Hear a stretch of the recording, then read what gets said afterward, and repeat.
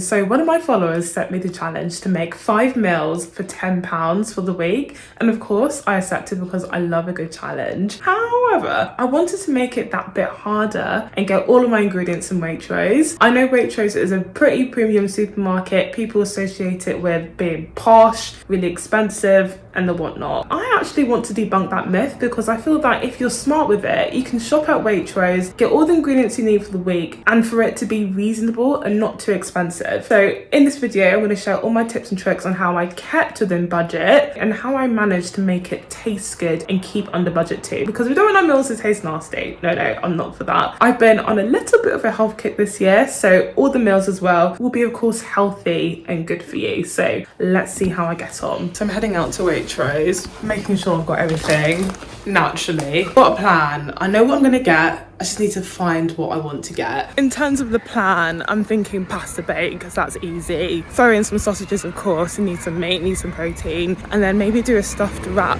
with the sausages. The third dish, I don't know. We'll see, we're just gonna have to wing it. When it comes to saving money on your supermarket shop, the first rule is simple and never go in store without a plan. So before I came into Waitrose, I made a meal plan and used the Waitrose app to check the prices of the ingredients I needed first online. That way, I already knew exactly what I'd be spending before I even stepped foot into the store. Doing this beforehand will save you both time and money, as you can spot the cheapest option much easier online first, and then you can just go straight to it in store when you're shopping. I also always look for the yellow sticker reductions in store. There might be reductions on items you've already got on your list, which means you can get it for less, but just be careful not to get sidetracked by so-called bargains you don't actually need. One of the best tools in Waitrose is the scan, pay and go feature. Using that scanner tracks your spend in real time, so you can see exactly what your total spend is while you shop. Seeing that number go up keeps you accountable and you won't get a nasty surprise at the checkout. You'll know exactly how much you've spent as you shop. Also, when you're making your meal plan, try to use ingredients across multiple dishes. That's exactly how I've managed to make 5 lunches for under £10 for this challenge. Most of my ingredients are reused in different ways across all of the meals. And finally, don't fall for supermarket tricks. Stores are designed to make you spend more. Always check the higher and lower shelves, as that's usually where the cheapest products are hidden. It just takes a bit of hunting and you will find the cheapest option that way. It's so hard going into a Waitrose and not buying anything more than what you plan to buy, because there's so many things that's in there. That's a bit of me, I could buy that. So that was a challenge in itself, just not going over budget simply because I wanted to. But yeah, I do love a good Waitrose. Whenever you go in there, even if you're not buying much, do you feel like you've got your life together. I managed to find everything bar the onion, which was only 17p, so I can make it work. I've got an onion at home and I'm still within budget, even if I had bought it, if it makes sense. So let's see what I can rustle up with what I've got, because I'm not gonna lie, looking at what I did get, I'm thinking like this is going to be a hard challenge to make the food taste good, if you know what I mean, but we'll make it work. We can make it work. So here are all my ingredients I'm going to be cooking with.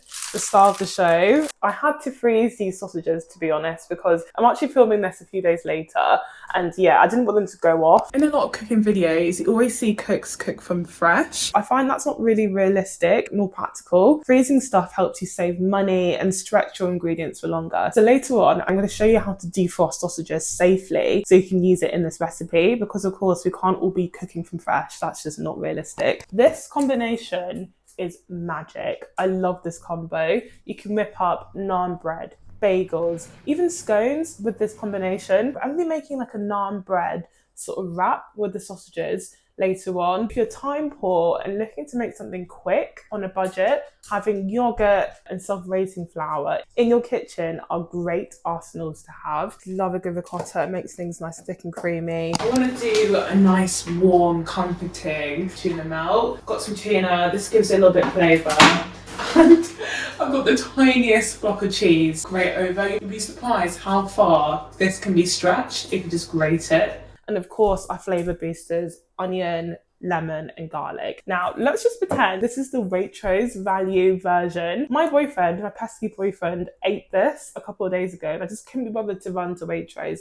So I bought this from my local supermarket. So we're going to be using this in 3 recipes. So we need to cut this very strategically. So this is going to go in a pasta dish, this will go in a tuna mayo, and this will go in our wraps. I want to cook the onions on low heat because I want to inject flavour into this dish because we're not using much ingredients in our dish, so I'm focusing on flavour. Oh, also that's a good thing to mention, I'm not counting oil, salt or black pepper in this challenge because I feel that everyone has that anyway. I actually read something quite interesting, but it said that you shouldn't really cook with olive oil at high heat because olive oil has a very low smoke point, so it should be used in stuff like salads, drizzling, because when you cook with it on high heat, it breaks it down and it releases toxins or whatnot, which isn't good for you. So this article recommended just using vegetable oil or basic olive oil in your cooking with a high smoke point. So yeah, I found that quite interesting and quite good as well in terms of saving money. Vegetable oil is far cheaper than olive oil and you can get it anywhere for like under £1, I believe. So whilst that's cooking, I'm going to defrost our sausages.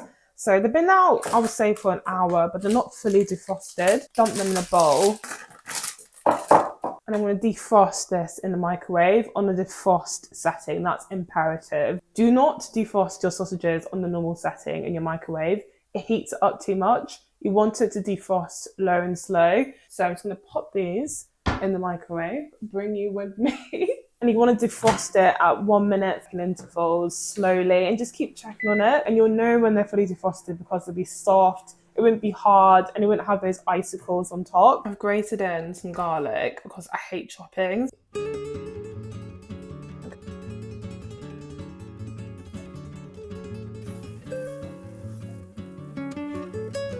Low heat with lots of salt to draw out that moisture. These sausages are good, like they smell so good. Sometimes when you get like the cheapest ones, you could tell.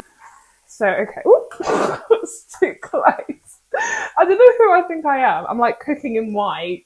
I'm definitely going to get some food down me. Just cook this down exactly what you did for the other one. If you want a more comprehensive step-by-step, I've actually got a video which walks you through it, so feel free to watch it once you finish this. I'll link it below, but pretty much done, really. Just need to get my hands in and get dirty. Oh, God. I need to have a think about how I can store it so that I can eat it throughout the week. Because today is Sunday, I don't want to eat it now. So I'm going to have a little think on how I'm going to do that. I'm going to show you how I do it later on. What I do as well, to keep cleaning to a minimum, I knead it in the bowl. I don't get it out on the worktop. I just knead it until it collects up the flour. And it just makes just cleaning up easier after doing this. I just hate cleaning.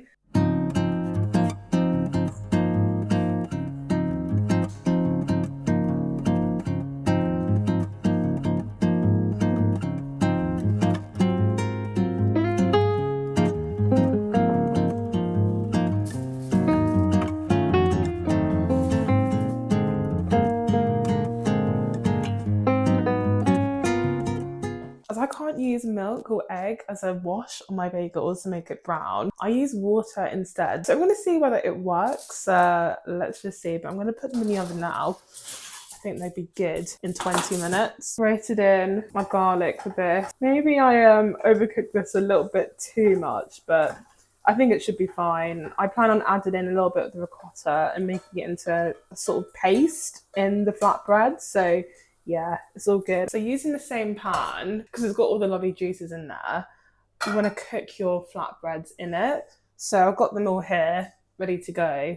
I'm going to let the pan heat up. It's going to fry it for a few seconds either side. It will puff up and my God, it'll be really, really good. But yeah, I think what I'm going to do in terms of meal prepping, I'm going to keep the naan bread separate to the actual filling. So I'm going to keep the filling in a container and then I'll show you later how I assemble it together. I think this one will be a quite good one to meal prep if you're working from home, because you can just assemble it in your kitchen quite quickly. Whereas at work, I don't know how it is at your work, it might be a bit too finicky. I love the fact that it's in the same pan. By cooking it in the same pan, giving the naan breads a little bit of the garlic flavour too. So it's a really good, I would say, hack. So our bagels, after 20 minutes in the oven, but as I'm sure you've noticed, they've sort of collapsed. They've puffed up almost too much. So what I do, I just twist it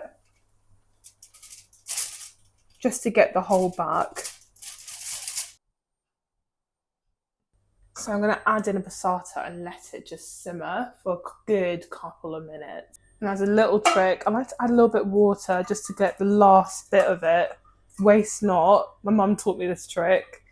And just like pour it in as well. Let me know if you want more videos like this one, because this is slightly different to what I do. I'm thinking maybe 10 dinners for £10. I want to keep this challenge going. I'm even thinking of doing a lighter bake series. So sticky toffee pudding, but low in sugar, because I love sticky toffee pudding.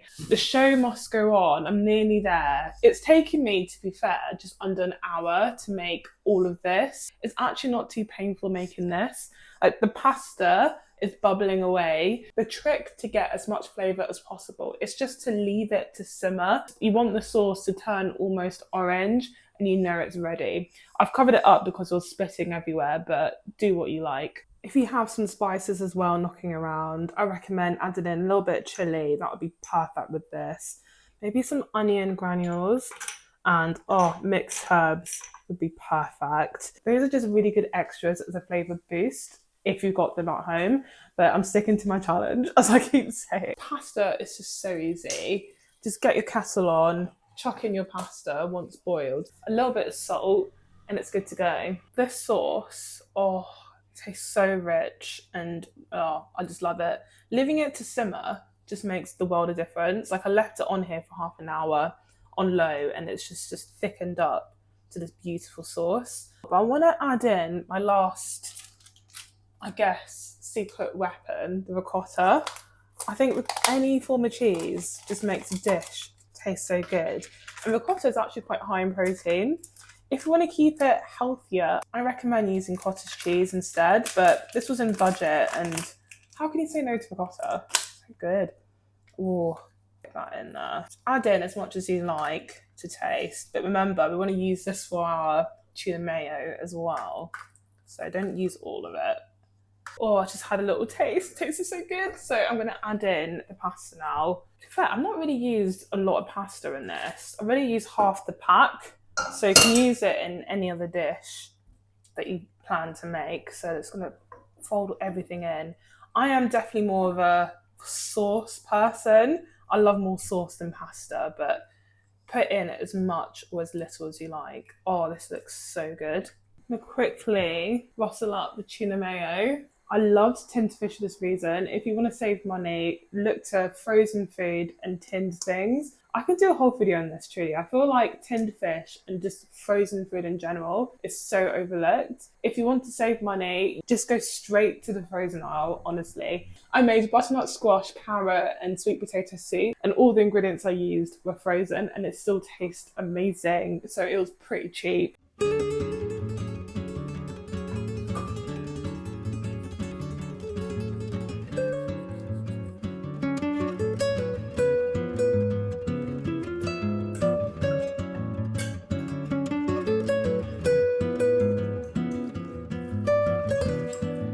Remember this? I'm going to add a little bit of this to that.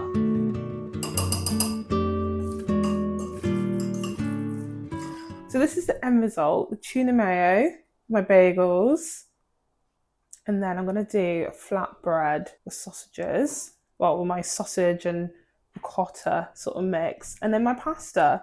I would say this gives you way more than just 5 meals.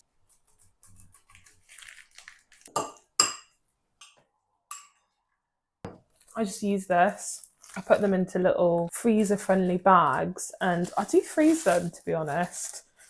They do keep quite well fresh, but for me, I'm really, I would say, random when I do want a bagel.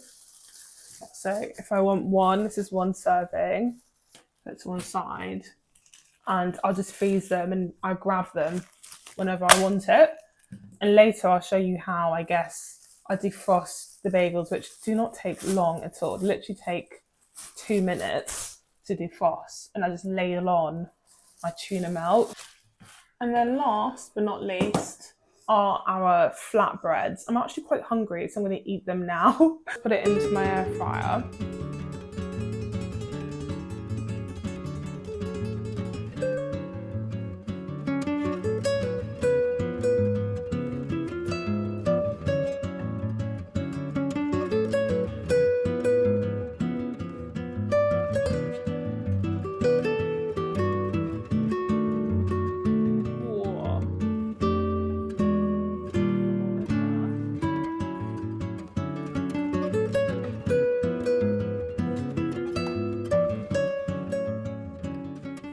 When this melts, this will be so cheesy and nice. So I'm gonna put this away now. Put this to one side. 3, if not 2 lunches sorted.